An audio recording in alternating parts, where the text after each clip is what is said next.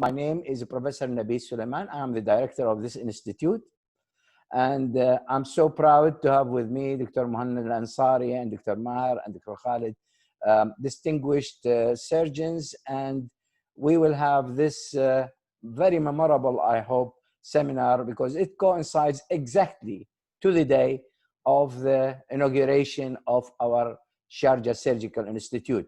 10th year of success of this surgical institute that actually have attracted lots of interest from Royal College of Surgeons of England, from European institutes, from American surgeons, from all over the world. Lots of participants have attended our institute, and we are so proud that all of the people, how much distinguished they are, when they actually attend our institute, they gave us a very positive feedback.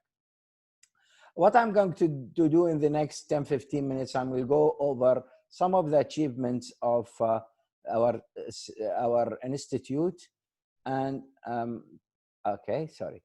So on that day, His Highness Sheikh Dr. Sultan Al-Qasimi, the president of the university, and of course member of the Supreme Council of the UAE, have opened this, and he realized one of his vision in the training, because he is a man of education and training and human development.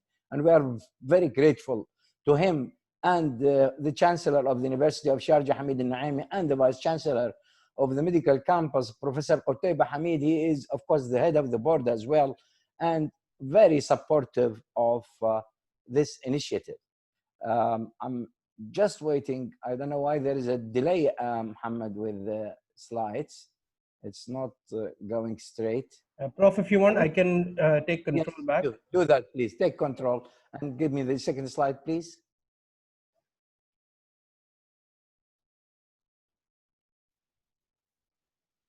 Next slide, Muhammad.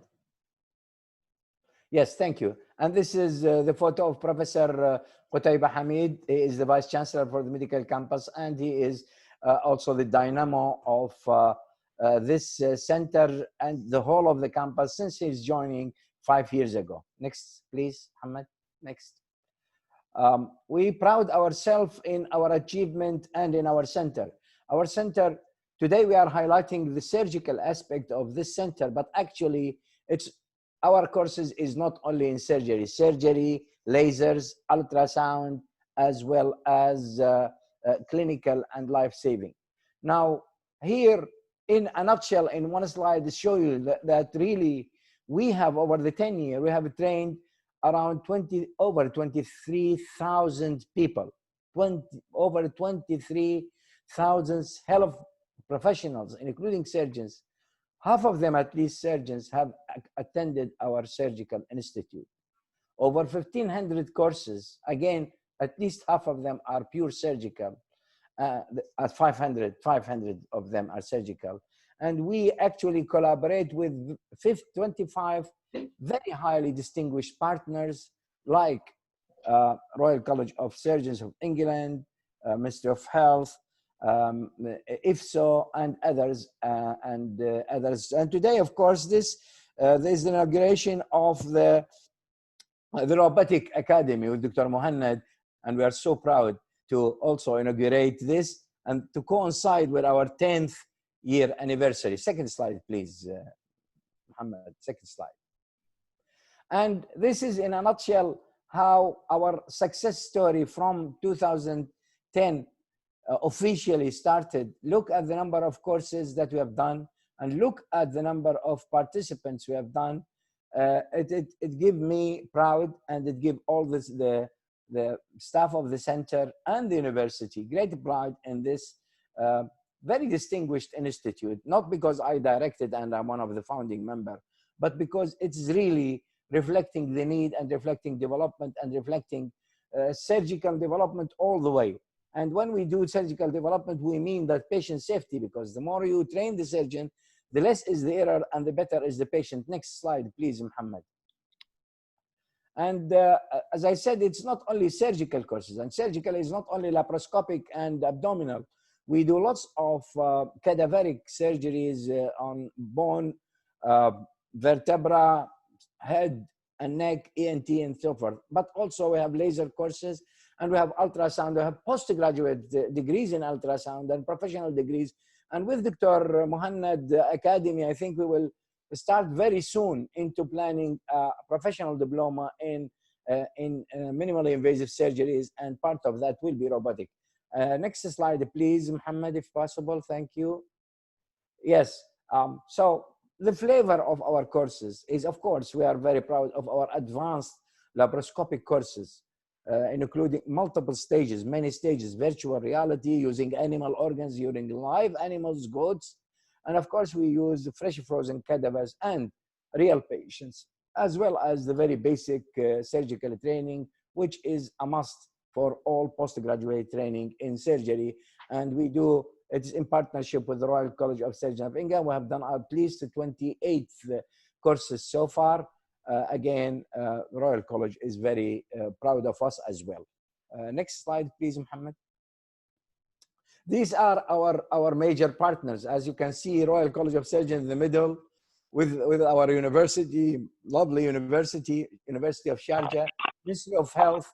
Of course, IFSO, as I said, National Ambulance, Emirates Medical Education, but the major industry, because this is actually academia and industry collaboration. And among industry, we have the giant Johnson & Johnson, we have Olympus, Karl Storz, of course, Karl Storz. If you come and visit, you will see actually the towers of Karl Storz. We have Karl Martens, and of course, we have, with Dr. Muhannad, now we are introducing Da Vinci training, but we are also very proud of our partnership with CMR, Cambridge Medical Robotics, and Baxter. So, started minimally invasive surgery, we are moving to robotics, and today the evening is all about robotics and the advancement and the beauty of robotics. Next slide, please. These are some of the photos that you will see if you are coming into our center. I hope all of those who are hearing us, please come and enjoy the advancement of our, this is very basic surgical skills, as I said.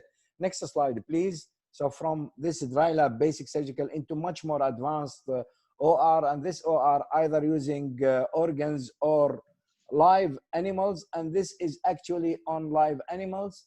Next slide, please, Muhammad. And here is also operating theater, but this is a third operating theater. It is bone surgeries. As I said, knee replacement, hip replacement, spine surgeries, head and neck, and so forth. On cadaver, fresh frozen cadavers brought from the US with their health records and so forth. Next slide, please, Muhammad. And after, this is very basic, heart saving and advanced cardiac life saving, pediatrics advanced life saving, and so forth. And next, please, Muhammad. Of course, after every hard day in surgery in OR 1-2, you need some ambience, you need something to relax. And this is a beautiful place. You look at the color, everything is looked at after here in the center, even the color changes and so forth. Next, please, Muhammad, so that I will not take much time from Professor Muhannad. And this is, we are very proud of professional diploma and postgraduate degrees. The one that's just accredited is postgraduate diploma in OBG ultrasound. I'm hoping in the next few months we will be developing a professional diploma in minimally invasive surgery, and hopefully with or without robotics, we might do one robotic surgery by itself with the Robotics Academy with Dr. Muhannad as soon as possible, I think. Next, Muhammad, please.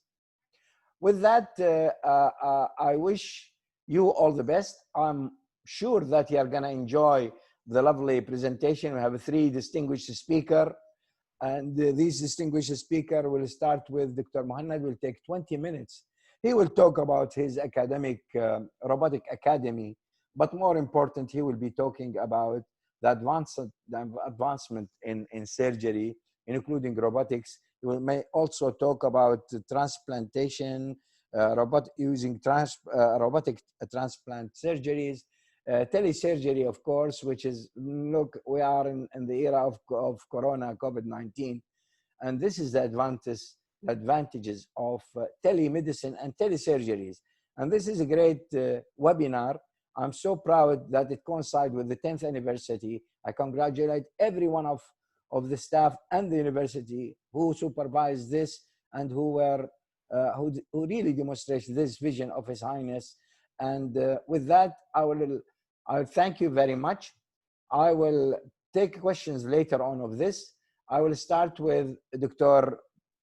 Muhannad Al-Ansari, our friend and colleague. He is very distinguished surgeon. He is associate professor in Al-Mustansiriya University in Iraq. Of course, he is the dean and the director of Robotic Surgery Institute, and he will be talking about 5G also, robotic surgeries, telesurgery, and all of these advances. And if you look back in the history, the days where non-surgeons perform circumcision and other minor operations, into general surgery opening this much of wound incision for appendix, into minimally invasive laparoscopic surgeries, which is very common nowadays.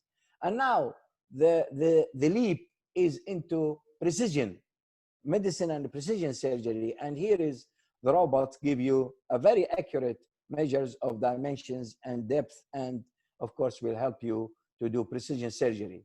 With that, I will introduce my friend and colleague, Dr. Muhannad Al-Ansari. He will give you an overview of this. This will follow by Dr. Khalid, and then after that, Dr. Maher.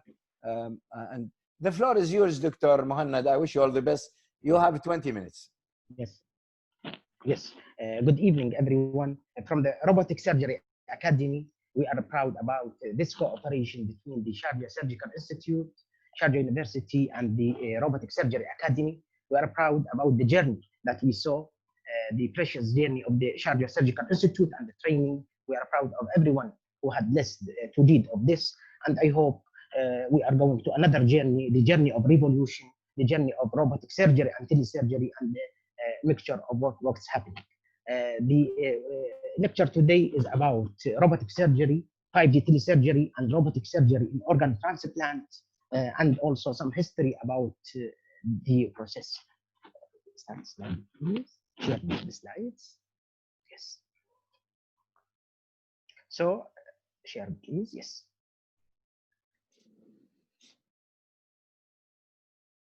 So, can you see the slide now? Yes, Mr. Mohammed. Yes, Dr. Mohammed. Yes, can you see the slide now? Is the yes, slide yes. there? Robotic Everyone surgery? Yes, beautiful. Yes, yes. Okay. So robotic surgery, what is the robotic surgery definition? Actually, I wanted this lecture to be a lecture of basic and advanced, in order that if anyone join us or any of the surgeons to see the whole story. So definition, robotic surgery or robot-assisted surgery allows doctors to perform many types of complex procedures with more precision, flexibility, and control than it is possible with conventional techniques. Robotic surgery is usually associated with minimal invasive surgery, and this is one of the advantages, and the procedures performed through a tiny wound incisions.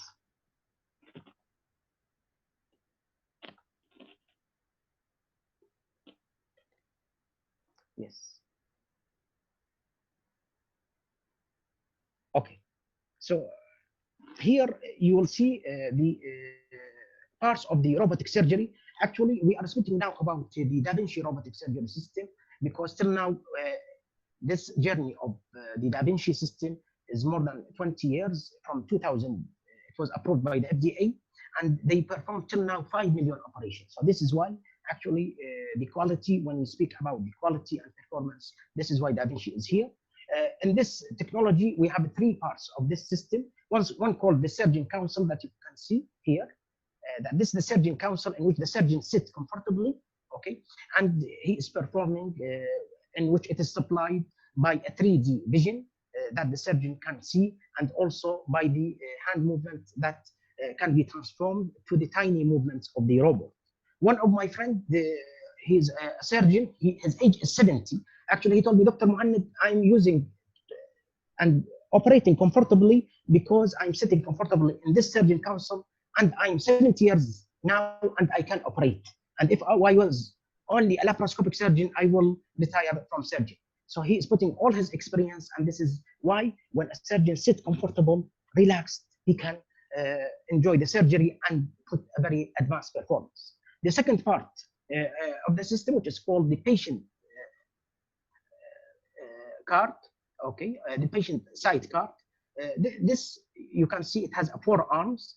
It can be moved manually, pushed by the assistant nurse, the OR nurse, to be above the patient. And also we have the vision card.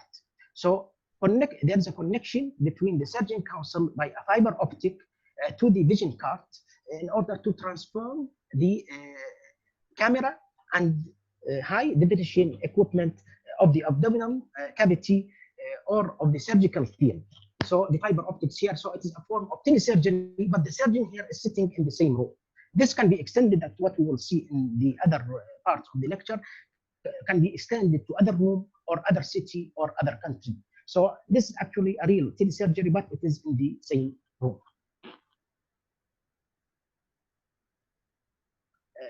In the robotic surgery history in general, it started in 1985.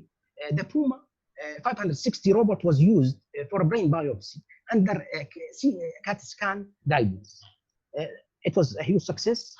In 1988, the first robot, the ProBot, was used for the prostate surgery. You can see the photos of these robots. The ESOP robot in 2000 and the Zeus were introduced in 1996. And later on in 1997, the first Da Vinci system prototype was made. Robotic surgery, Da Vinci surgical system. The Da Vinci surgical system is a robotic surgical system made by the American company Surgical Institute, approved by the FDA in 2000. So this is why the journey now is 20 years, as I told you. It is designed to facilitate surgery using a minimal invasive approach, and it is controlled by a surgeon from the surgeon council, as you see. If you can see in the photos, this is the journey and the types and the generation of the Da Vinci system. In 1999, there was the Da Vinci. In 2006, there was the Da Vinci S robot. 2009, the Da Vinci SI, and 2014, the Da Vinci XI. Now, the most advanced unit in the Da Vinci system is the Da Vinci XI, in which this system is supplied by a laser, a monitor, and also it is supplied by the staplers that are in the robotic arms, and also the operative table being according to what we need. So believe me, it has gave us a huge difference in the success rate and also in the making the difficulties that we used to face in the other systems.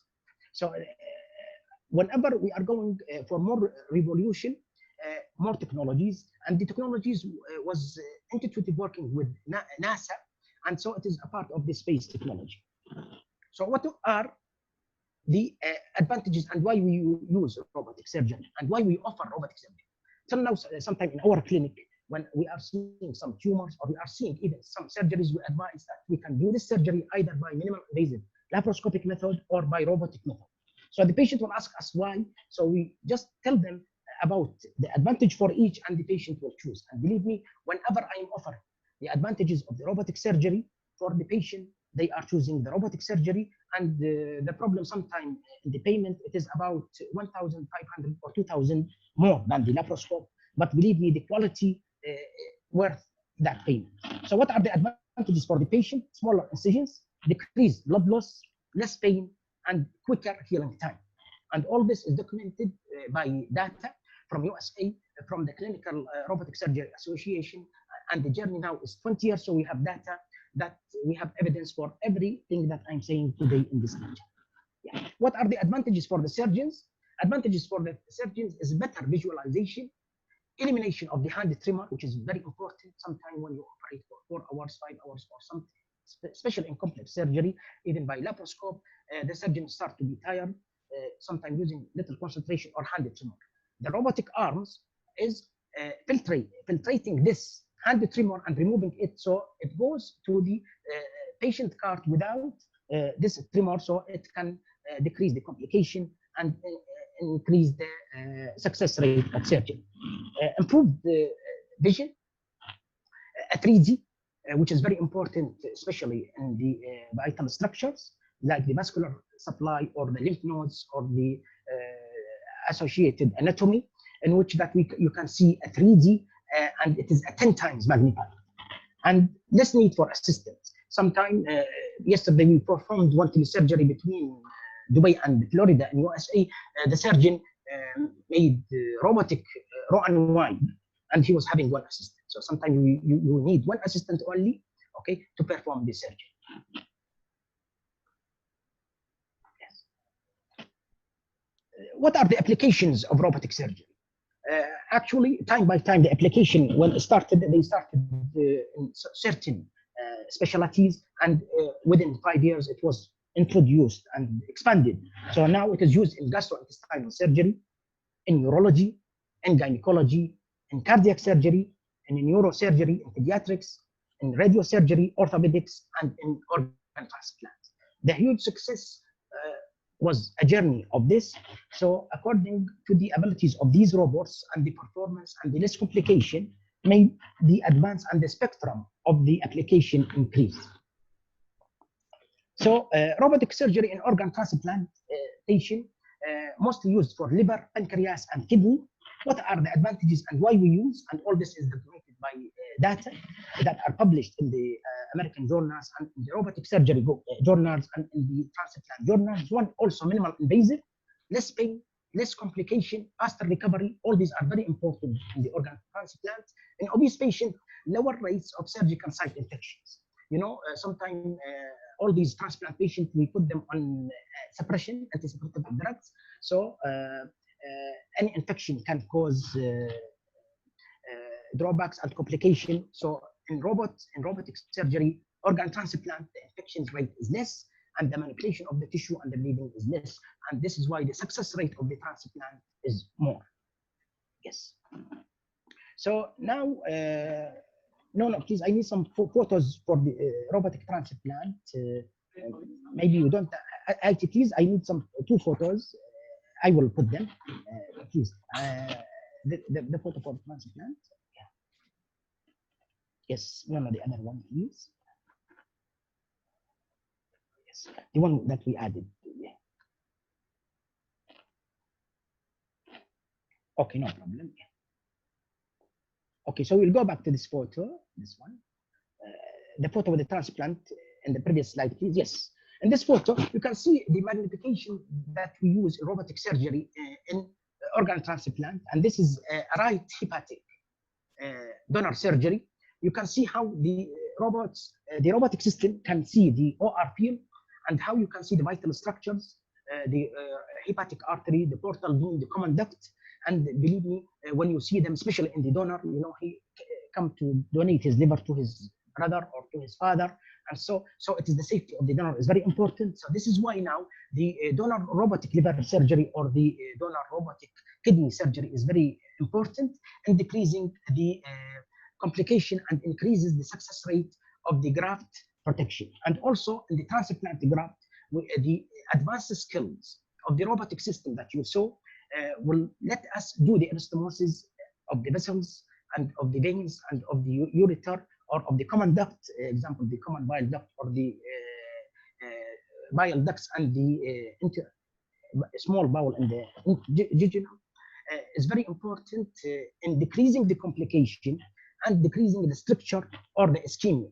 And all this, you know, when you see everything in a 10 times magnification, when you are sitting in a relaxed position, doing your anastomosis, this they found that it decreased the complication rate and increased the success rate of the graft, and this reflecting to the success rate of the whole organ transplant operation. The Robotic Surgery Academy will give some advanced courses in robotic liver transplant for the donor and the recipient, and we will update you accordingly. Next slide, please. Yeah. Yes, telesurgery. After this journey that you saw, there was a revolution of communication coming from the 4G, 3G, and 4G, and then the 5G. And there was a revolution of the robots also, so they came in a parallel way. And of course, telesurgery was there. So what is telesurgery? Telesurgery is a remote surgery, which is the ability for a doctor to perform surgery on a patient even though that they are not physically present in the same location. It is a form of telepresence. And the robotic surgical system generally consists of one or more arms and a master control and the sensory system that give back and feedback to the user. Next slide, please. 5G telesurgery. In this, a pilot project will use 5G cellular technology to enable the remote assistance for surgical procedures in real time. In cooperation with 5G technology will make it possible to overcome the barrier and to reduce the current delay second and latency to about 0.27 from a second period to 0.10 from a second. And this is very important in transforming the act of the surgeon. Example, if the surgeon is in Dubai to New York, or in Dubai to Florida, or vice versa, and I will show you the history about all this. So there, when we started on 4G technology, there was a delay about 10 times from this. And also we were performing the telesurgery, but after this 5G, this latency made us that when I'm moving my hand anteriorly or posteriorly, superiorly or inferiorly, this act is transferred to the other city thousands of kilometers away in the same time. And this increasing the success rate of telesurgery and the accuracy of surgery. And yes, next slide, please. Yes, here this technology was like the 5G was have not been reached this revolution without the satellites and the advance of the satellites, and also of the 5G cloud that are connected. And here you can see that for the robotic arm, there is the robotic arm control server, that this server is receiving the information from the 5G network, which is in the 5G cloud. And this 5G cloud is receiving the information from the receiver. So whenever the two distance, like the two cities that are performing the telesurgery will enter on the same channel of this 5G, like wavelength. So they are connected and they can transform the signal. And this is the huge success in robots. So this is now the medical robots that you saw in the COVID-19 crisis and how they move, and also the revolution of the 5G telesurgery. Next slide, please. So what are the types? There are three types of telesurgery. One is called the visual audio guide. In this, we started about 10 years. The first one here in UAE with the Hamdani Smart University, and before us, they started in other universities. And this, we use the visual audio guide, like what I'm seeing here. So we can give a visual audio guide, and also we can use the monitor or drawing to give instruction on the screen for the other surgeon where to cut. Example, to cut this area, when we put a mark, to leave this area, to cut from the esophagus or the bowel, example, 5 centimeters, and how to count, and so on. So believe me, it's very important in secondary opinion, we will see later on. And also it is like the other surgeon is physically present in it. Type 2 is 5G telesurgery. In such case, the 5G technology is needed in 2 cities to control the surgery. And the surgeon can control 100% the surgery in this technology. That example, I'm sitting here, I can control the robotic arms, and I can do the surgery 100%, and the surgeon assistant in the other city who is beside the robot can assist in case that there is any difficulties. And we have also the robotic telesurgery like teleendoscopy and also telepresence by virtual reality, by distance, and the 5G network. And also we can use the telesurgery even if we don't have a robot, this is very important. And we will see that what did the Professor Gilassi example in Barcelona and in Europe, we will see later on. Even if you have a laparoscope, we can use type 1, and we can use the laparoscope, and we can use the other surgeon visual guidance in order to perform the surgeries, and we will see the advances and why this is important. Next slide, please. Yes. The advantages of telesurgery: 1, controlling and assisting in live surgeries from distance, as I told you. Number 2, providing a secondary opinion in complicated surgical cases. All of us as a surgeon and in this journey for 20 years or even more, and many of you are the same, sometimes you face a difficult surgery that you need an extra opinion, and you are alone in the OR. So with this ability, you can negotiate with another consultant, with your friend, and to see, and of course, all this will reflect on the success rate of the surgery. Number 3, in the training of the resident surgeons and fellows. And of course, the 4th is providing the maximum experience needing area for surgery in rural areas or in war zones. And this is what we will see what Professor Mahran Anvari did. So example, when you have a rural area and you have surgeons there and they need to demand a complicated surgery, they can open a connection with the one of the experts in any part of the world, and he can guide him in order to be with him from A to Z in all the process and all the steps of the surgeries. And this will reflect also on this, and also in the war zones or in the crisis, like what you are facing now in the COVID crisis. Believe now, I have one case of liver transplant. Okay, they are in Baghdad. They are in serious condition. We need to transfer them either to Erbil or to India to operate. We cannot. So I'm thinking about a method of telesurgery that if the patient can go there to other surgeon and we can do it by a telesurgery process. So imagine telesurgery in organ transplant. So believe me, we are going for a nice revolution. I will let you, I will update you for what we are doing. And of course, we are happy of what's happening. So what is the history of all this?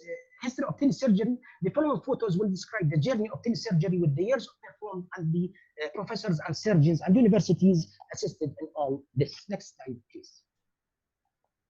In 2001, in September 2001, Professor Jakes Marisco and Professor J. Dory, they performed a very smart surgery, which was a robotic arms connected by a fiber optics from New York to France. The patient was a gallbladder, cholecystectomy by the robot, and they told the patient that the doctor will perform the surgery in thousands of miles away. And it is, you can see it on the YouTube with all the details, and we were very happy. So it was a huge success. There was a little latency delay between time, but it didn't matter.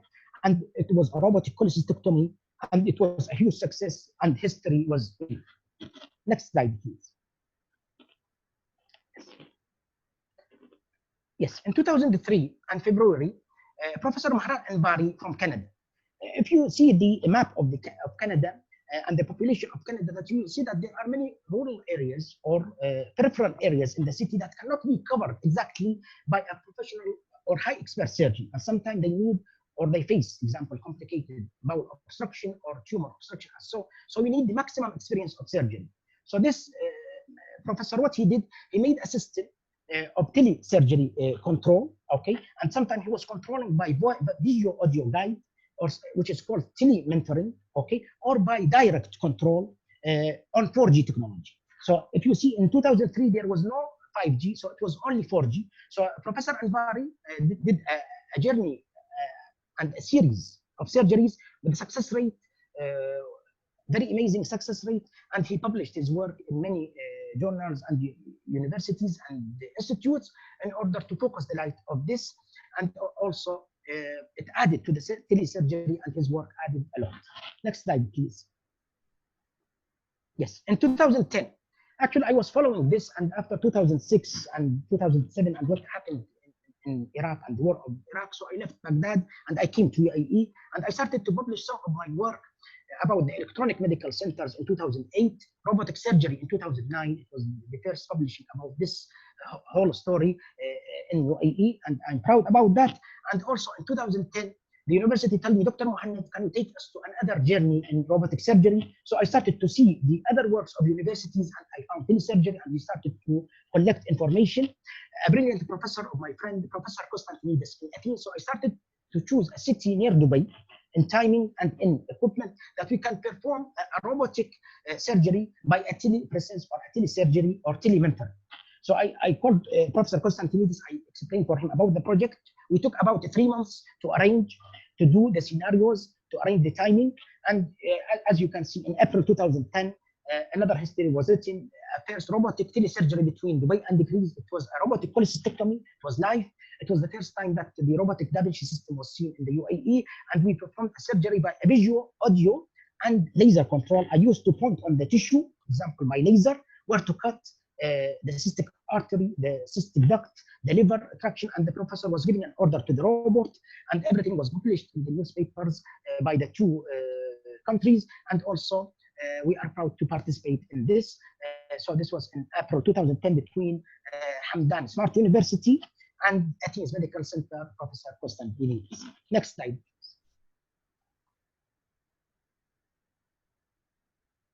Yes.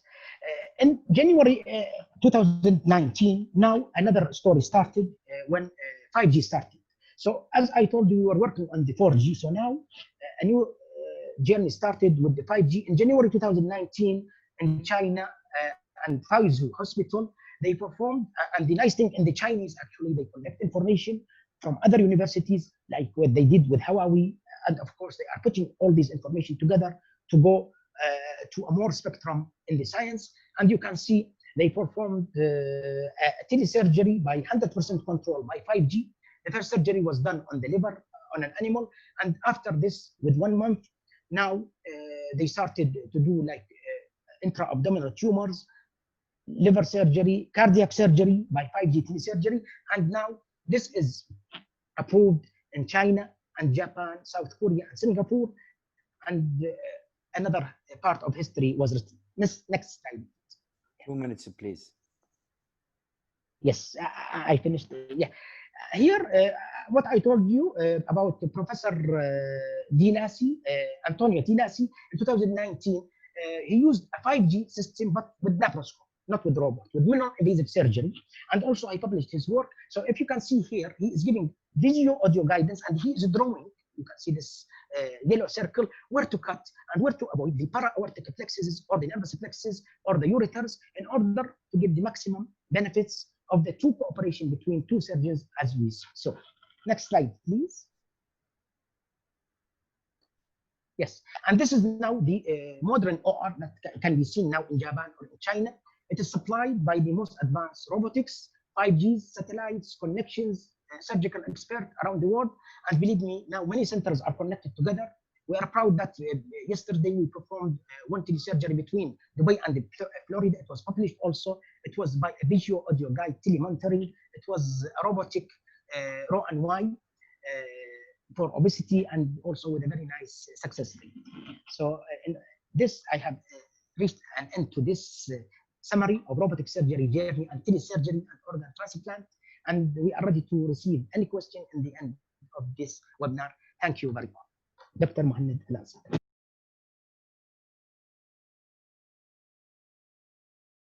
Okay, thank you very much. Thank you. Okay, welcome back, everybody. I'm glad that you have managed to join us again.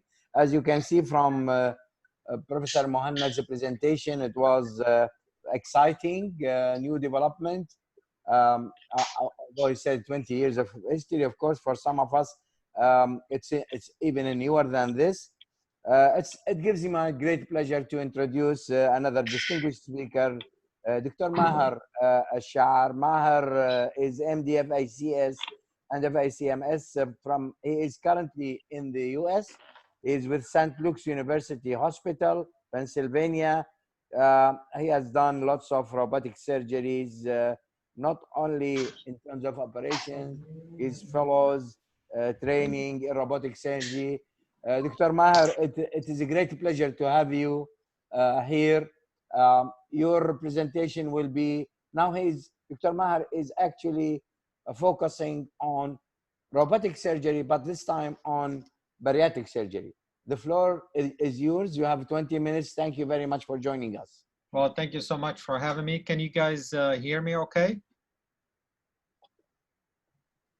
Yes, I can Dr. hear you. We can Okay, hear you. thank you. Yes, I'm hearing you. Nabil, thank you for this nice presentation. Hopefully I'll have the chance to meet you in person. I would love to, Come yeah. visit your surgical center. It seems very exciting. Hopefully we can work together in the future and, you know, hopefully push robotic into the future, because I truly think robotic is here to stay. And I think it's the way of future. So I'm very excited to actually talk to you about our experience at St. Luke's. This is a part of a a 1-hour lecture. So I'm gonna try to keep it simple. I'm not gonna talk about the, can you go to the next slide, please? I'm not gonna talk about literature and the evidence and the data, even though I love doing that. I love talking about our research and about our publication, and talk about the data and engage you on that, and show you some of the interesting papers that are currently published. But I'm not gonna have time to do that, so I'll keep it short, and we'll give you an overview of what's going on in the US in terms of robotic, where we're going, what's the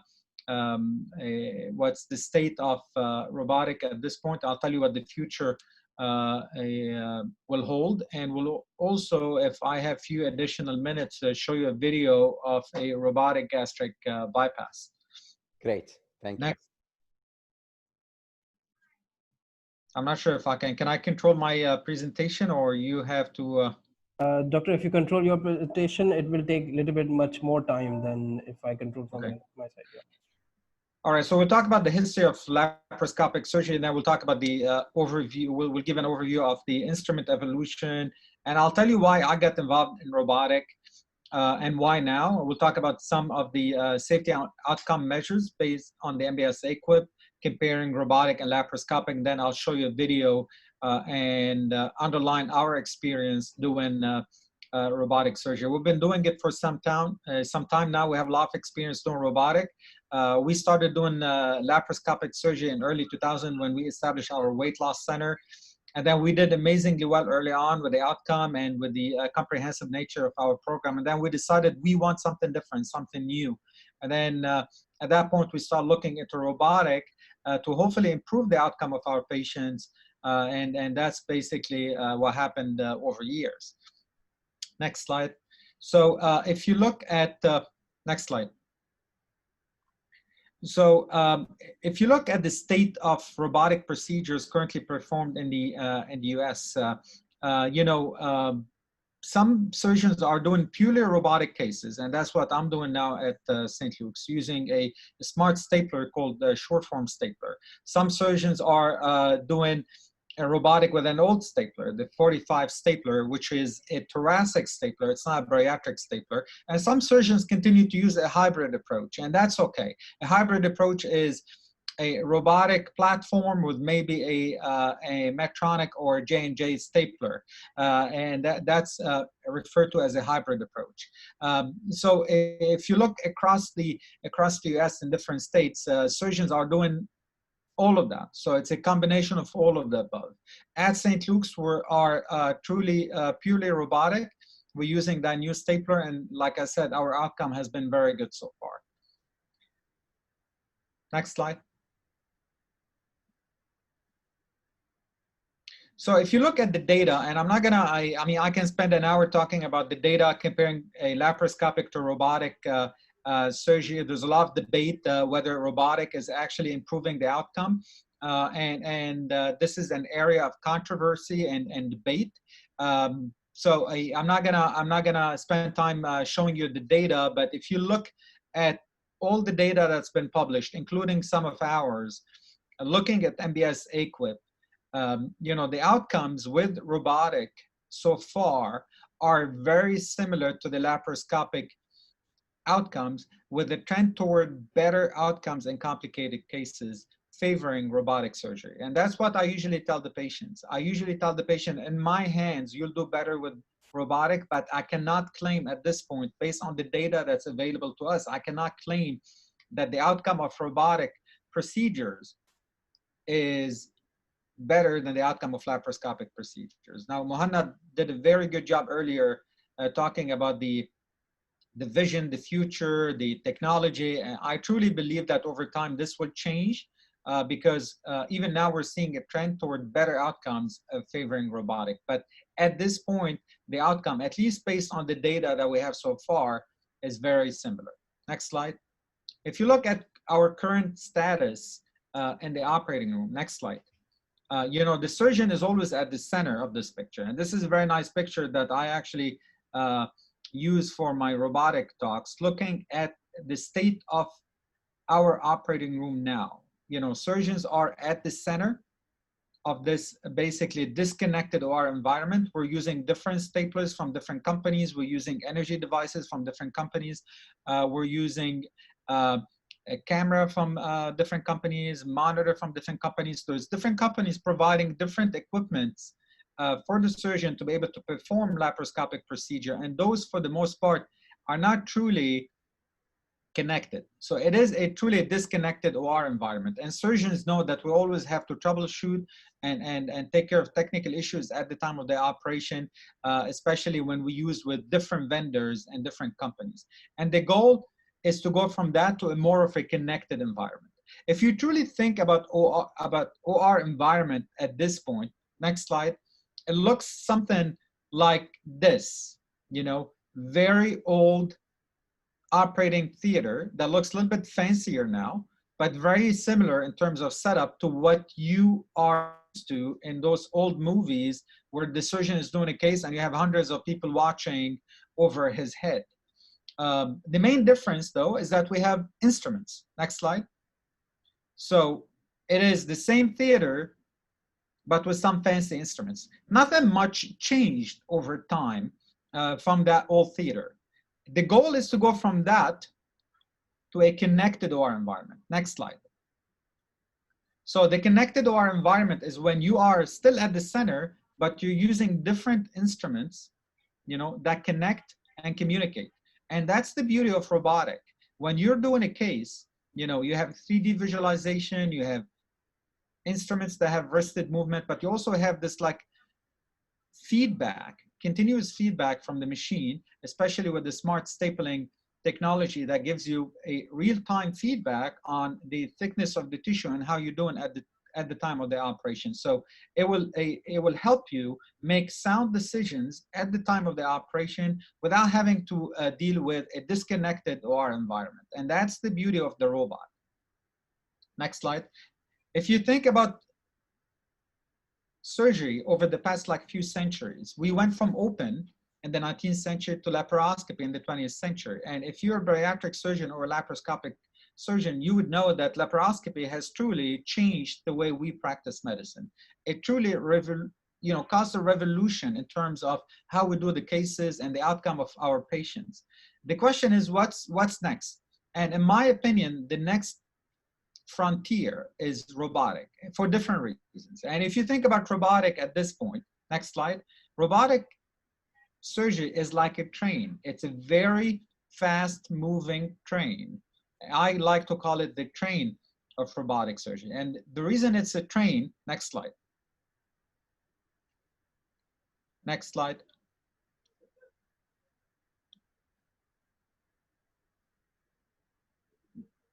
Next slide, please.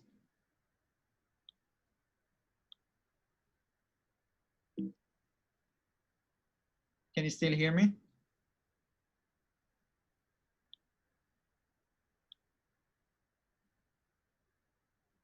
Muhammad, are you there? Muhammad, are you there? Yes, doctor, I'm hearing. Is this the slide? Next slide, please.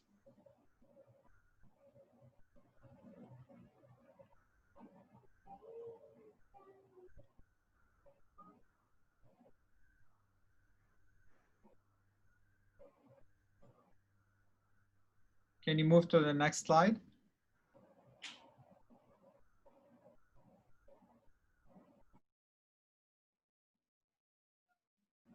Is this okay, doctor? No, next slide. Nothing. No change. Just a second.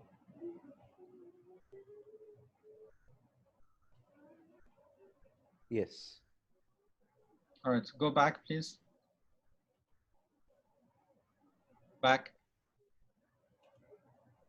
All right, so like I said, so robotic surgery is a very fast-moving industry. You know, it's like a fast-moving train. The instruments are changing on a continuous basis. Next slide. We have new instruments. We have new stapler. We have new energy devices.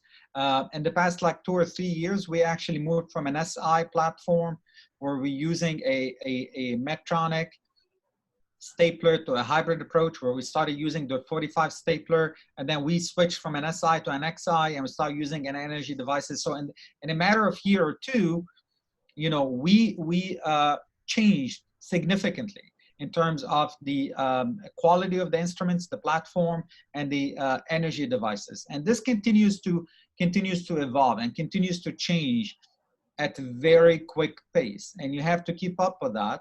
And I'm truly very excited to be part of that, because you know, I can see the change happening very quickly, and I can see how the outcome is changing. We're getting better, we're getting faster, we have better instruments, and all of that is translating into better outcome in terms of complications, less pain, less blood loss, you know, faster recovery, shorter hospital stay, and less readmissions. Next slide. This also shows the staplers. This is a 45 stapler, the old one that we're using, and now we move to a smart stapler. Next slide. And you can see that this 60 stapler was made specifically for foregut and bariatric procedures. It has a nice wristed movement, and it has a smart technology that gives you real-time feedback in terms of thickness of the tissue. So it helps you make sound decisions at the time of the procedure. Next slide. Now, you know, Mohanad touched upon that, but just for the sake of completion, robotic surgery has many advantages. Like I said, it's a rapidly evolving technology and instruments, a smart stapling technology. The ergonomics obviously is a big deal.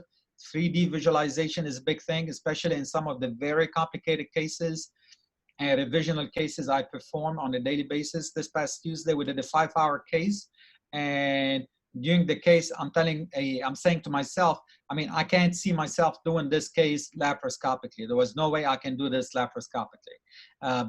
So the 3D view is changing the way we practice medicine, and it's helping us tremendously in very complicated revisional cases.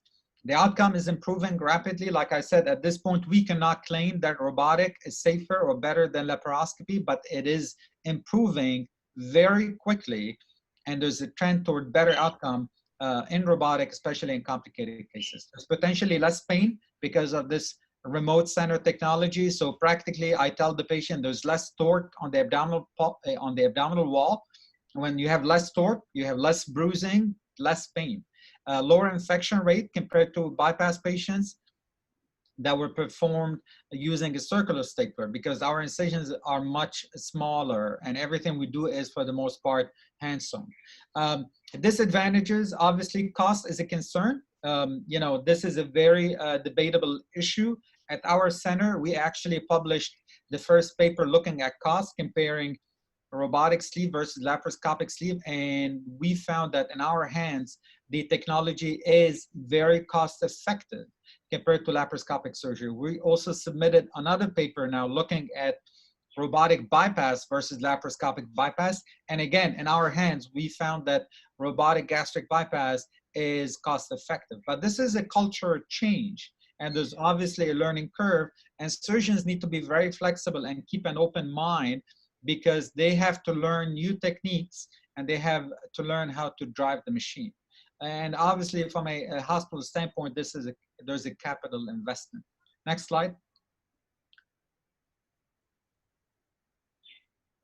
I'm not gonna go over the data, but this is some of our data looking at cost and outcomes. Like I said, you know, our outcome has been very good with the robot, even better than laparoscopic cases. And in terms of cost, we have demonstrated that the cost is very, very effective. Next slide.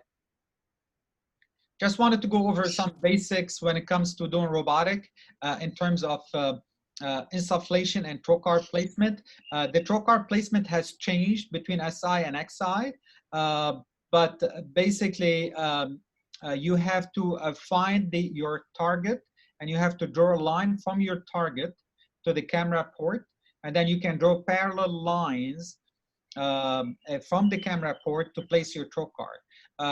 With minor modifications. This is the trocar placement for left hernia repair. Most of my cases are foregut bariatric procedures. I have a very consistent way of placing my trocar. So my trocar placement is very consistent for all the foregut cases. Next slide.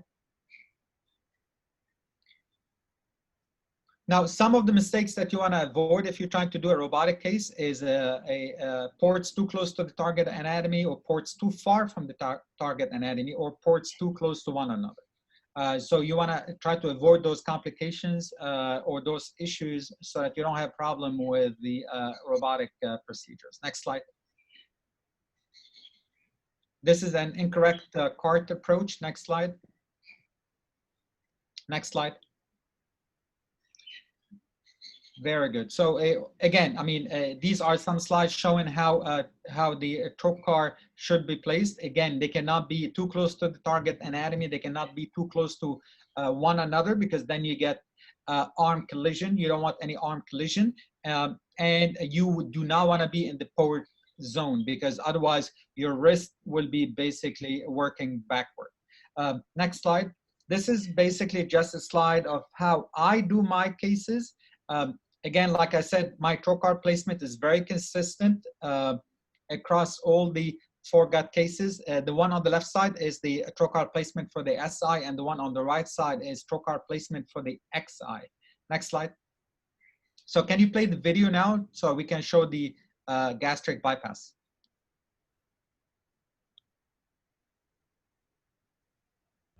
Doctor, I think there is the video link is missing. Okay. Can I play the video on my end? Can you please check? I think you can share the screen. Okay. I will stop sharing this one so you can share now.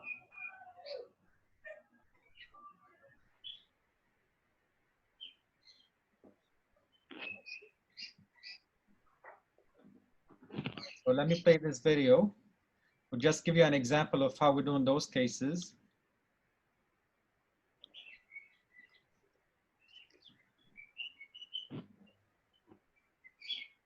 Okay, can you let me share my screen, please? Yes, doctor, you can share your screen.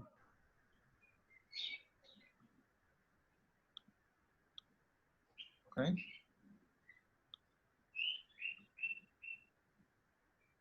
I don't think I'm able to. It's telling me that you disabled the screen sharing. And now you can try, please. Okay, very good. All right, can you see my video? We are presenting a robotic fully hands-on gastric bypass. So this is a patient with a BMI of 62, super obese patient with significant medical history, and we decided to do the patient with the robot.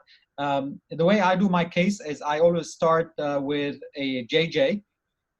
So what you can see here is stapling we're stapling the small bowel 60 centimeter from the ligament of Treitz, and then using the ligature, we're taking the mesentery down to be able to mobilize the bowel. And then we're gonna do a JJ in an functional end-to-end fashion, side-to-side anastomosis. We're making an enterotomy with the right hand using robotic scissors, and then we're gonna staple the anastomosis and then close the enterotomy in a hands-on fashion. So this is a 60 stapler. And then the common enterotomy here is closed in a hands-on fashion in 2 layers. After we do the JJ, we're gonna turn our attention to the upper part of the abdomen and do the gastro J.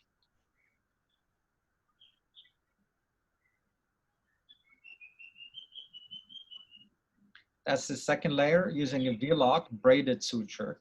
The first layer was a running layer using 2 avical suture. This is a V-lock stitch. I always start at the end and put my first stitch to avoid a obstruction. So that's like my anti-obstruction suture. And then I continue running away from me past the crotch, past the staple line to reinforce that at the end of the staple line. After that, I turn my attention to make the pouch. This is the first fire on the gastric pouch using a green load reinforced with seam guard to avoid bleeding. What I have in the pouch is a 36 French bougie to size the pouch. And then using the vessel sealer, I'm dissecting at the angle of His to completely exclude the fundus.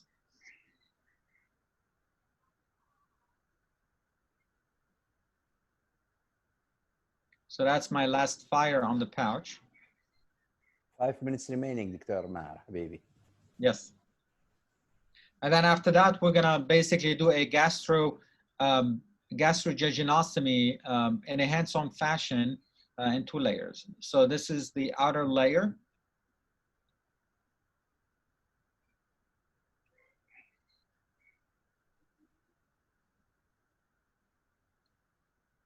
After the completion of the outer layer, we're gonna make a gastrotomy, an enterotomy, and then we're gonna finish the anastomosis using tuovical suture.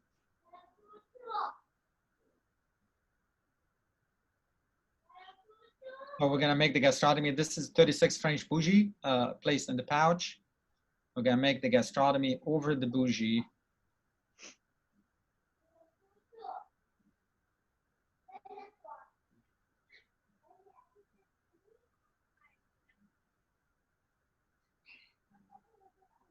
And then an enterotomy. Again, you wanna match the gastrotomy and the enterotomy. You wanna be a centimeter away from your outer layer, and then you suture the anastomosis using tuovical in a running fashion. I'm gonna stop the video so we have time to finish the presentation. So if you can go back to my PowerPoint presentation.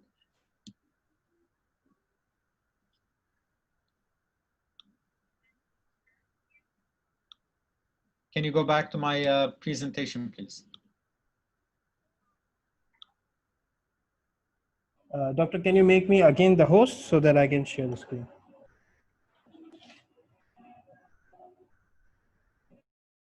Okay, let me see if I can. Actually, let me do that. Okay.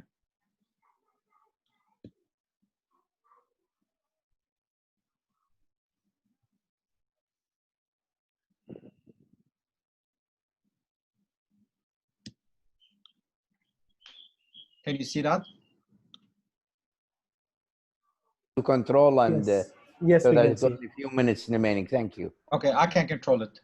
Very good. I have control of that. This is one of the publications that we put forth 2 years ago, looking at the outcome of sleeve versus robotic sleeve versus laparoscopic sleeve. And I'm not going to take too much time, but I just wanted to show you that, you know, back then, based on MBS equip, we found a higher complication rate with robotic sleeve compared to laparoscopic sleeve. We also looked at robotic versus laparoscopic bypass, and we found that the outcome is very similar, at least based on MBS equip. We also looked at our own data, like I said, and in our center, the outcome of robotic sleeve is actually better than laparoscopic sleeve. But how we're doing over time, and if you think of any procedure, whether it's robotic or laparoscopic, the first phase is to learn the technology. The second phase is to become more efficient. And then over time, you become faster and you start saving money. So I do not want the surgeons to get the impression that if they start doing robotic, if they're very well-trained laparoscopic surgeons and they start doing robotic, they're not going to be quicker and they're not going to be cheaper. So you have to go past your learning curve before you start becoming more efficient. It's a commitment. You know, you need to spend some time learning the how to use the platform. But once you pass that learning curve, then you'll see that the outcome will become better and you become more efficient and you start saving money and your procedures become more cost effective. We also published a new paper looking at the outcome based on MBS equip over time. And this was accepted in SWORD, basically looking at outcome between 2015, 2016, and 2017. And what we found is that over time, the outcome of robotic is getting better. And that has to do with the fact that surgeons are becoming more efficient. and they're, past their learning curve. Now, what about revisions? I still have a minute or two to talk about the revisions. As you all know, the number of revision cases being performed in the country is going up significantly. We went up from 6% in 2011 to almost 14% in 2015, and this number continues to go up. And when we looked at our own data, we found that there's a lot of patients coming to us for weight regain and also because of refractory complications. So we're dealing with many patients for different reasons. And this is a video that I like to show, showing the difference in the technical difference between doing a robotic chronic ulcer revision with truncal vagotomy and laparoscopic. And you can see in that video, I'm not going to have time to basically show you the entire video, but you can see how we become faster and more facile in doing those cases when we use a robot platform as compared to a laparoscopic platform. Now, cost, we talked about cost.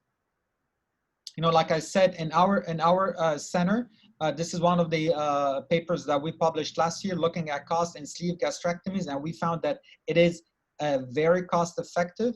The gastric bypass is also very cost effective. We submitted our data to SWORD, and hopefully that will be published soon as well. But this was the first paper in the US looking at how cost effective a robotic sleeve is compared to laparoscopic sleeve, because one of the arguments against using robotic is that a sleeve gastrectomy is a simple procedure. Why should I do it with the robot? It's going to cost me more.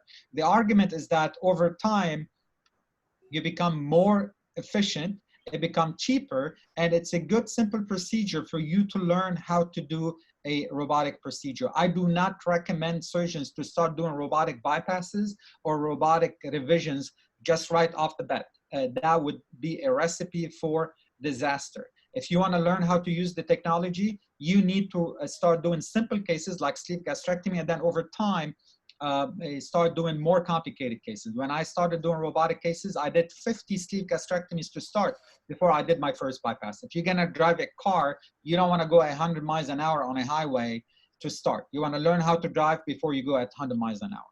So that's something to keep in mind. Now, to conclude, robotic surgery, I believe, is the future of bariatrics. It's here to stay. It's getting better. It's getting cheaper. We're getting better. We have more experience doing robotic cases, and that will continue to evolve over time. The technology is very interesting. I'm very excited to see what we're going to have in the next few years. But so far, the instruments that we're using with the robot are nowhere close to what we've been using laparoscopically. So that's a good thing. There's no level 1 evidence, like I said earlier on, to suggest that robotic is better than a laparoscopy. However, like I said, we continue to collect data. We continue to publish our experience. I think over time, we're going to see that the outcome is going to change, and we're going to see a significant improvement in the outcome of robotic surgery. We need to collect more data, better data. The data that we're using now for analysis is not truly a robotic specific data. We need to collect robotic specific data, and that's why we at St. Luke's, we started a new robotic specific database to collect all the robotic data from all the different centers in the US. We have 6 participating centers so far submitting their data to us. So we're going to look at that data and hopefully start making some meaningful conclusions based on those numbers. With that, I'm going to stop and take any questions. Well, thank you so much, Professor Maher, for a great presentation, enlightening, actually, a beautiful presentation. Thank you very much. And I think we will keep the questions, if you don't mind, to the end. Is that okay? Yes, yes. Okay, very good. Now, is Professor Khalid with us? Professor Khalid? Hello, yes, I'm there. Ahlan wa sahlan, hello, marhaba. Well, thank you again very much indeed, Professor Maher. Now, our third speaker for tonight is Professor Khalid Al-Safi. He's a fellow of the Royal College of Surgeons of England in urology. He's fellow of the European Board of Urology. He has all sorts of training in robotics. He has Irish follow-up in kidney transplantation and also Irish fellowship in robotic surgery. Thank you so much, Professor Khalid, for joining us tonight. The time might not be that convenient, but thank you for joining us. You have 20 minutes, sir, to give us an overview of how we are going to use robotics in, perhaps you are addressing renal, isn't it? So all the best, Professor Khalid.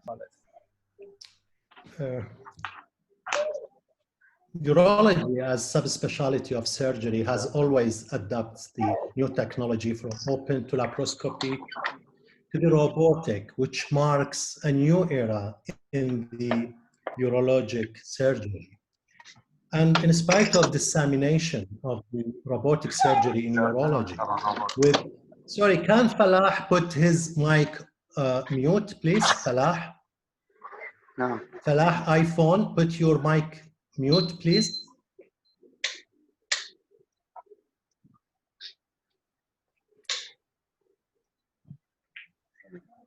In spite of dissemination of the robotic urology, and with more than almost approximately 2 million procedures performed worldwide, still we face a question which we should address.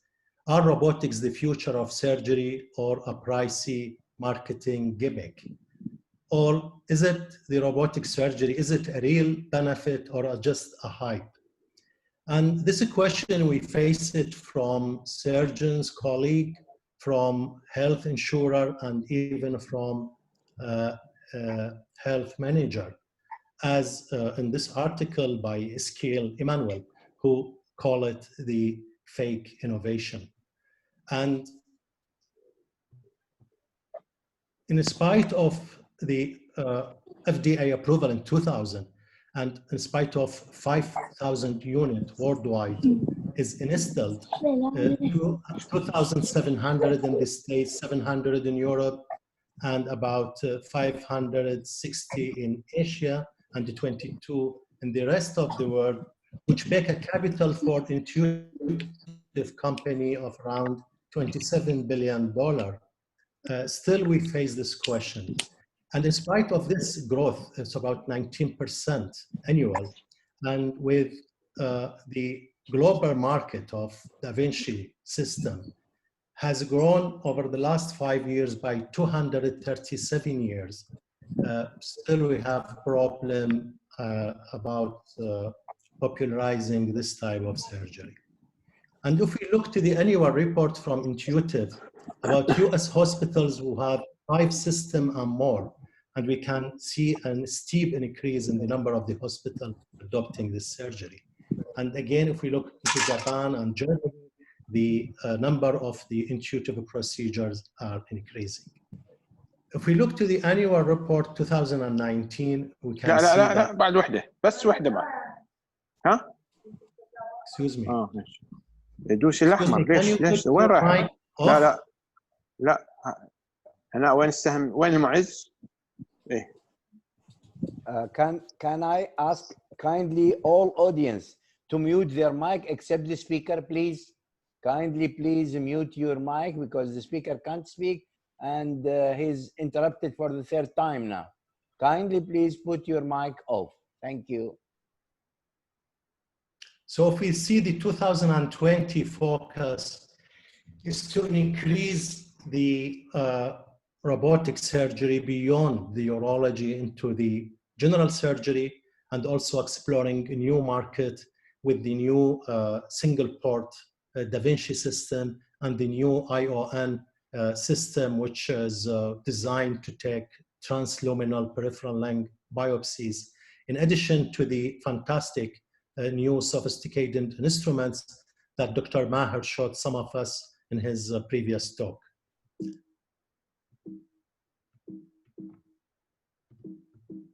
So what's going on? I can't control my slides.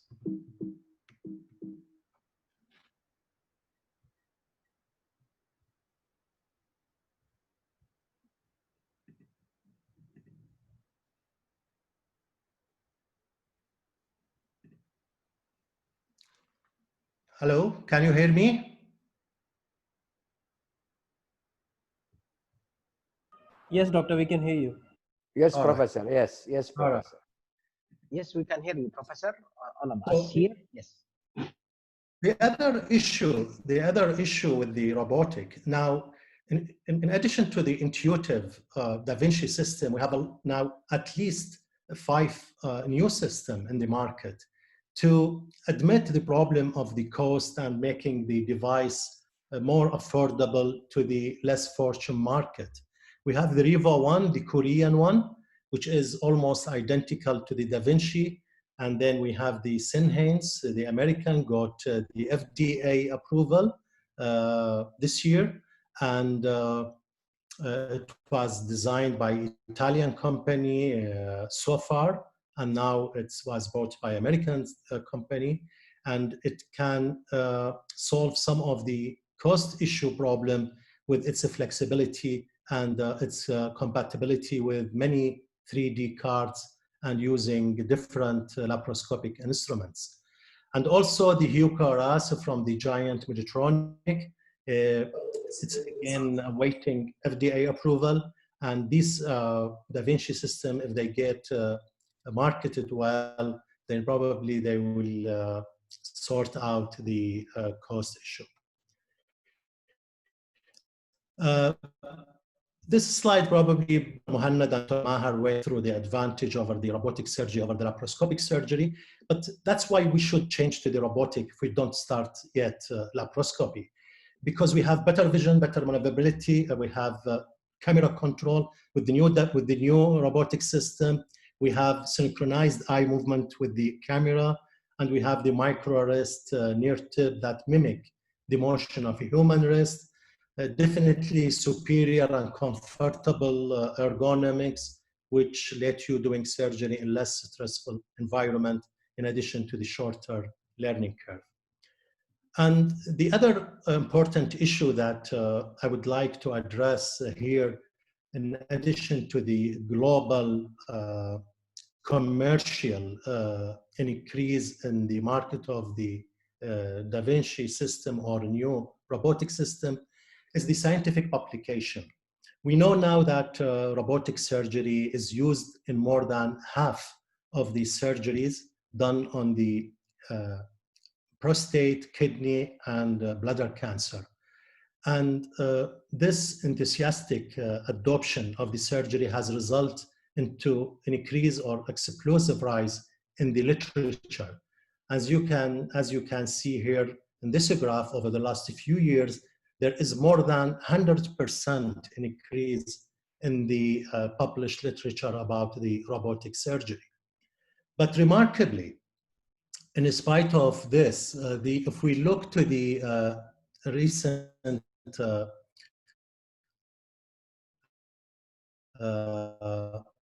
research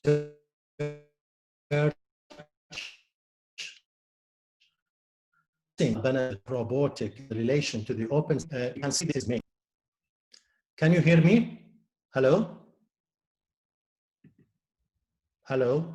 Yes, Professor. Yes, yes, we can. Do you hear me? Yes, Yes, we hear can. you. Yes. Is there some internet? Yeah. There was a delay, but So it's okay. in spite of this, the clinical evidence is mixed.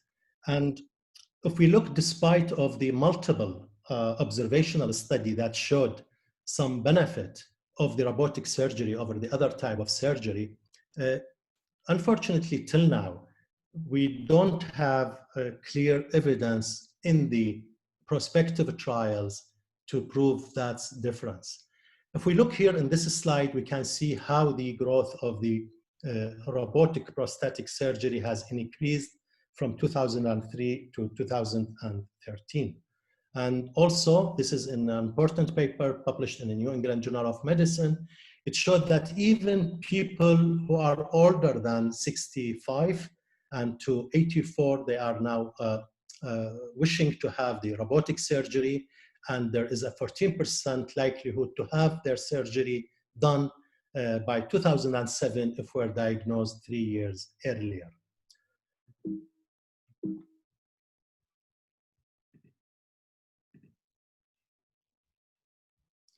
And again, this is a forest plot showing the slight advantage of the robotic surgery of the prostate over the other type of surgery regarding the overall complication rate.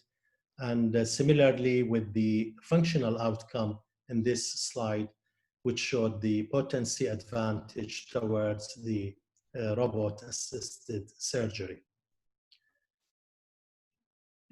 If we look to the other important robotic surgery done by in the urology is the partial nephrectomy.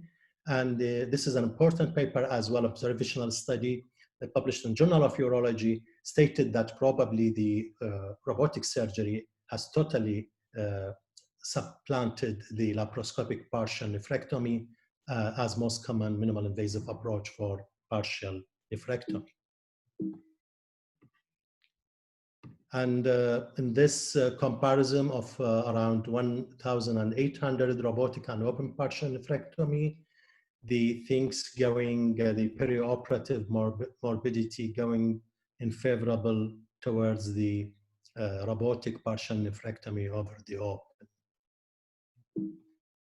But as I said, if we come to the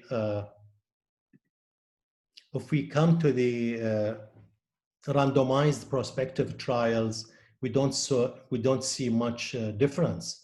This is one of the studies published in The Lancet, and that's another one in the European Journal of Urology about the radical cystectomy. Another one about the radical cystectomy published recently, the Razor, which didn't show much regarding the oncological outcome, but definitely showed some favorability with the less blood loss and the shorter host. From Das Gupta group, the Coral about the radical cystectomy as well didn't show much difference in the 30 days and the 90 days complication rates between the robotic surgery and the other arms of the study. And if you would like to put a solid argument about this and give explanation why it's happened, probably first of all, on one hand, the problem with the risk of bias in the initial adoption of cases for robotic surgery, we should interpret it very carefully in the observational study, but it might give the favorable response. And on the other hand, if we look to the prospective trials, the problem with the prospective trials, always we have the limitation, some limitation which is applied to the research done in general. It can apply also to the robotic surgery and can invariably affect the outcome of the study and make the evidence of the prospective trials inconclusive. So this is a very important slide. I would like to put it here. If we look at the Tour de France riding, like when the one who won the first place and he ride the special bicycles, the question is, if we give the man in the second place or third place the same bike, is he going to win that tour just because his bike is better or just because he is better as a man? So the important point that we would like to address here is the when we differentiate between any surgical trial and any other setting trial like the pharmacological studies, which is the impact of a human factor. And here the human factor in the robotic is very important. And I think the difference between the studies, it depends on the experience of the surgeon. And the experience of the surgeon definitely depends on many factors. One of them is the learning curve. Here is a very important slide from a study from Sloan Kettering by Andorra Vickers. And you can see like the 5 years failure rate related directly to the number of cases you do. And the important things, you can see that the graph for the radical prostatectomy is linear. and it's continued to be linear even after doing 1,000 cases of radical prostatectomies. And the other issue important after the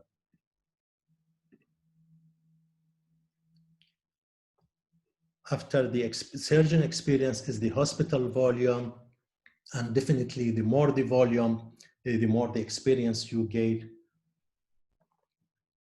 and the better outcome after all.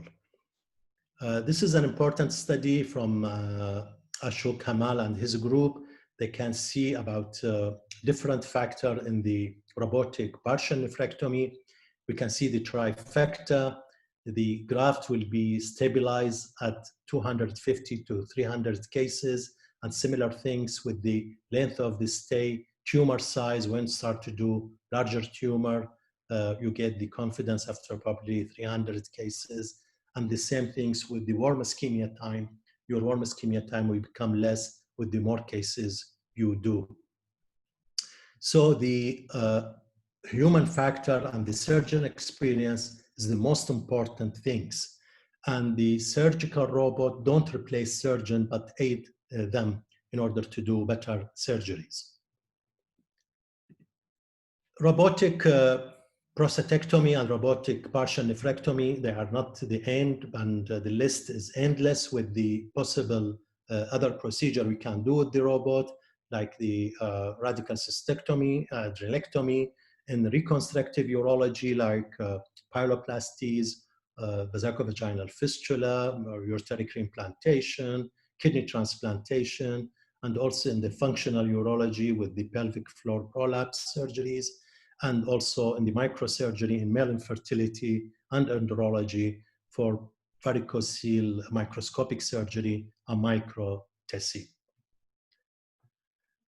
Also, there are many emerging rules of additional technologies like the Firefly technology with the X-ray system of the ICG to look for the margins and also for the vascularization of the kidney, looking for accessory arteries before doing the resection and clamping the main artery. And also we have the drop-in intraoperative ultrasound, which can also increase the accuracy of the trifecta of having less margin and preserving more kidney function. Also the integrated augmented reality of 3D, and there is a very nice study published recently by Vip Patil and Bernardo Rocco about the integrated 3D MRI with the Preci nomogram to predict the extracapsular extension in a 3D model, which we can see it in the console. Also recent study also talking about the multiparametric MRI with Bisma scan in order to have better delineation of the robotic surgery. These are just a quick review about the use of the ICG in the urology. I'm just will go to bypass it. The other issue I would like to talk about, in addition to the advantage of the robotic surgery to the patient, if you ask most of the hospital manager about what's their plan, especially in COVID-19 era, is they serve the patient. But it seems like no one care about their surgeons or doctors. And in this very nice study conducted at the Cork University Hospital in Cork in Ireland, they brought 16 medical students and they asked them to execute some laparoscopic and robotic surgical skills. And they observed the stress factors by the sympathetic nervous system and the hypothalamic pituitary adrenal axis by taking salivary swab for the cortisol level, and they did some heart rate, skin condenses level, and also the variation in the heart rate and the mean arterial pressure, and they showed everything in favor of doing the robotic skills rather than the laparoscopic skills. 2 minutes remaining, Professor. 2 minutes remaining. Sorry? 2 minutes remaining. Sorry, Professor. Okay, I'm finishing. So the stress can impair the surgeon ability and robot can help taking that stress away. This is very important quotation from one of the intuitive developer that they said, if the first computers were enormously expensive, cumbersome, and couldn't do much more than a calculator, imagine if no one had the vision to develop that technology simply because at that point in time, it was neither advantageous nor cost effective. It is remarkable to me that today robotic assisted surgery can be as effective as traditional surgery. And there is no doubt in my mind that this machine will continue to improve until they are indispensable. So again, this is a quotation by Dr. Jay Reardon, the president of the board of trustees of the Society of Laparoendoscopic Surgeons. And as he said, as laparoscopic surgery has continued to succeed, I don't think there is a person on the planet who would have an open operation. And definitely with the precise work on the lower trauma, change of the scale, as well as the navigation and imaging integration to provide a GPS of the body and allow the surgeon to more accurately find and treat lesions. These are exciting capabilities that could result in new therapies that we can only imagine right now. I would conclude by this quotation from Soren Kierkegaard that's used by Dr. Kumar in the Amitra journal, defines the future of the robotic surgery in India. And I would say probably this quotation, life can only be understood backwards, but it must be lived forwards, will define the future of the robotic surgery in the whole globe. Thank you very much. Thank you indeed, Professor. Thank you. Audience, I think you will agree with me. We had distinguished professor this evening. They did excellent presentation. You can't hope for any better overview of robotic development than what our distinguished speaker have done during the last 1 hour and 20 minutes or so. The floor is yours. The audience can ask any question. Would you please immediately write your questions on the chat? Muhammad, can you please share the chat with us so that we can see what the audience have? And the speakers are with us currently. They are on the video as well. Kindly, Professor Maher, if you can also open your camera as well, that will be great. Muhammad, would you please share the chat or at least tell us any of the questions? I haven't received any message yet. As soon as I get, I will share. That is good. Thank you very much. I'm very interested in, look, I teach evidence-based practice, evidence-based medicine.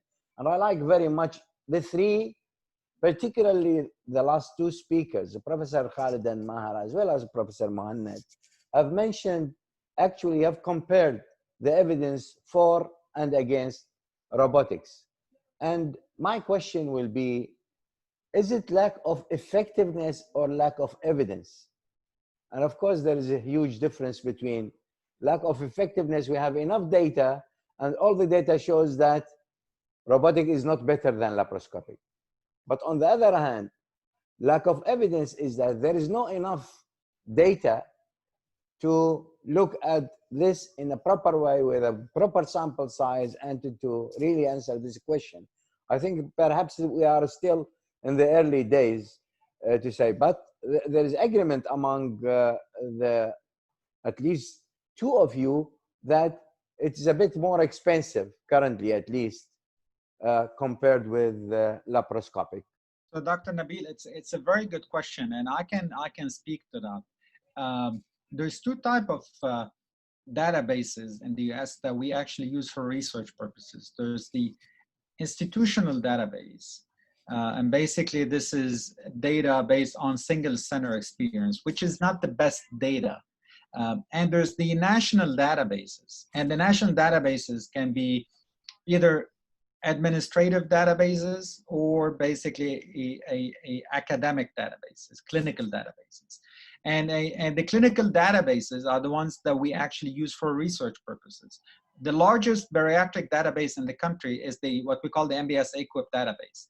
So all the participating centers of excellence, or the what we call MBS-AQIP accredited centers in the US, have to submit their data to the MBS-AQIP database. So we have access to that database. And if you look at that database, and many of our papers were published based on that database. If you look at that database, we have 1 or 2 papers that came out like last week, actually, based on the MBS-AQIP database. If you look at that database, there's no benefit in doing robotic versus laparoscopic. Like the data did not show a clear benefit. However, you have to interpret that data with a grain of salt, because most of the robotic cases in that database are basically based on old experience with SI, with non-experienced surgeons. There's a lot of cases in the US that are being done by private physicians, very talented, very clinically busy, but they're not putting their data in that database. So we don't have access to that data. And the data is not very granular. So we don't actually know what the surgeon experience is. We don't know what the learning curve is. We don't know which platform they're using, SI versus XI.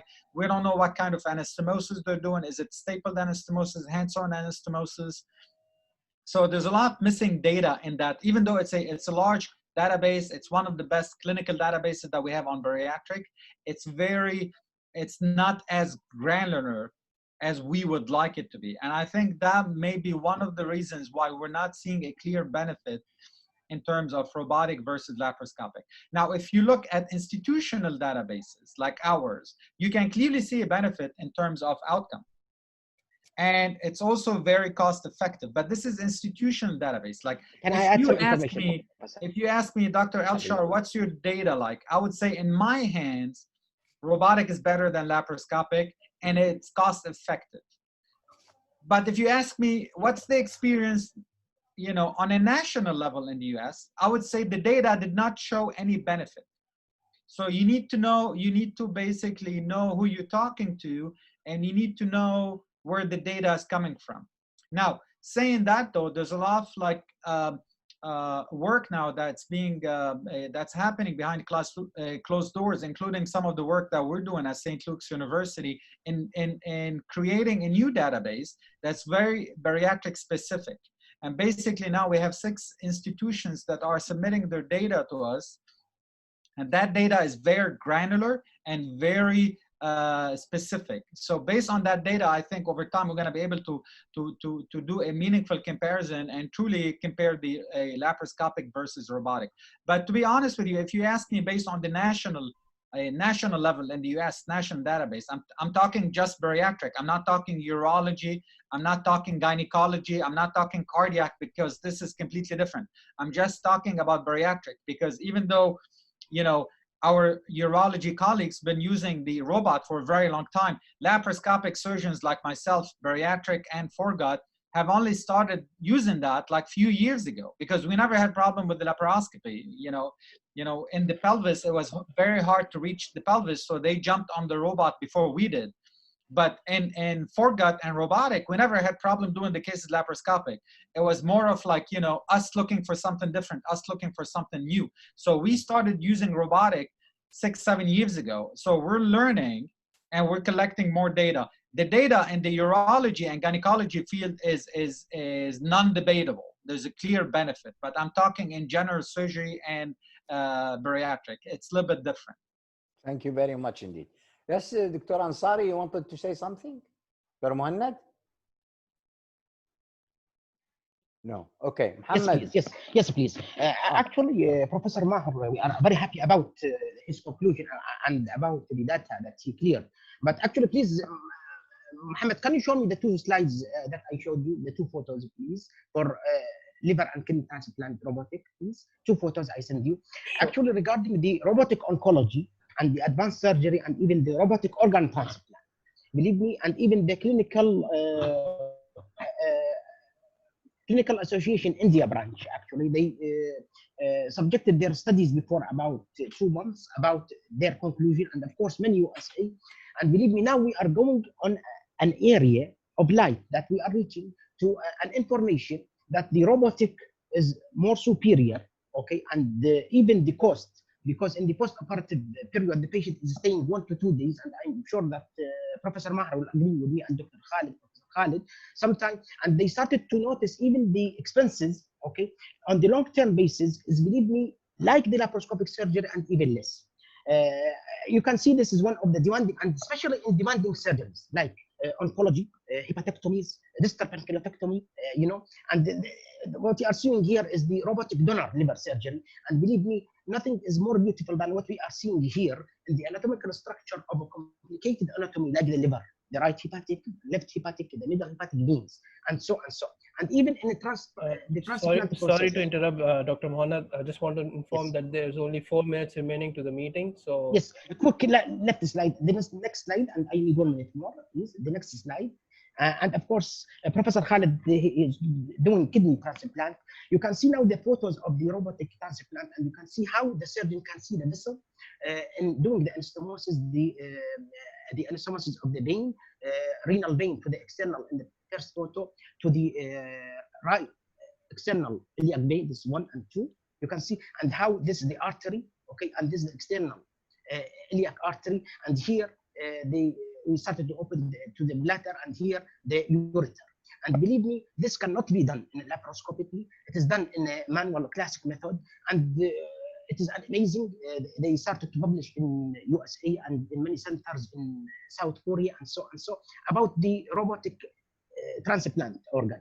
And believe me, they found the complication rate, the structures, the ischemia, and so is less. So believe me, all these data will be collected more, and we are going for a revolution that all of us will see clearly, especially in complicated cases. And this is what we are offering for our patient. Example, if we have a sleeve, we will tell him that there is no, we can offer minimum invasive laparoscope or robotic, but of course in complicated cases, as I told you, like organ transplant or distal pancreas or hepatectomies, also, of course, the robots are superior, and even the studies have shown all that, and even the post-operative.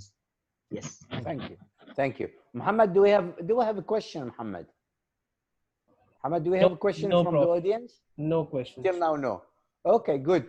Then I think I will give the floor. Yes, please, Professor Khalid. Tfaddal. You addressed a very important point about why we don't see a preferable difference between robotic and others. And I think I try to address that in my talk. The human factor is the most important issue. Yes. If we do now all the prospective trials, are we comparing surgeon to surgeon or technique to technique? Definitely, if we let the same level of the experience, a very experienced surgeon, to do the open and the robotic, I am sure he will give better outcome with the robot than the open. But if we give a very experienced open surgeon and you compare it to a surgeon with his initial robotic cases, and then you say the robot is not good and the open surgery is better than this, I think here is not fair, because honestly speaking, any study done, it is for something to prove. And if you want to prove this machine is a failure, you can prove it. And if you want to prove it, it's a success, you can do it as well. That's the most important point. Thank you. I think you did beautifully well in showing this, particularly with the Tour de France and your slides about the importance or the link between actually the level of training of the surgeons and the output. And this is what's expected, of course. Sorry, Prof. 1 minute remaining. Finish it. We're finishing. Do you want to close it and say goodbye, Muhammad? That's what you are saying? I'm just saying that within 1 minute, the meeting will end automatically. Okay. So, look, I didn't dream of celebrating our 10th anniversary of the Sharjah Surgical Institute with such a great evening, great webinar. Thank you very much for a very distinguished speakers. Thank you very much, Dr. Mohanad Al-Ansari, for organizing it, for giving us the idea. Thank you very much indeed, Professor Maher and Professor Khalid. Delightful presentation, and this is wallah not mujamala at all in Arabic. It's real. I enjoyed every part of your presentation. Very exciting, stimulating, and I'm sure We will do multiple more, inshallah, with you guys. I can't thank you enough taking time from your busy schedule and amid Corona and COVID and things like that. I wish you and your family all the best of health, and I hope we can do something as soon as possible. And definitely, my real hope is to see you in person in our Sharjah Surgical Institute. I don't have anything else to do. We have a few more minutes, perhaps, if you want to greet, say goodbye to others. I am grateful and thank you from my side. Thank you very all. I'm proud.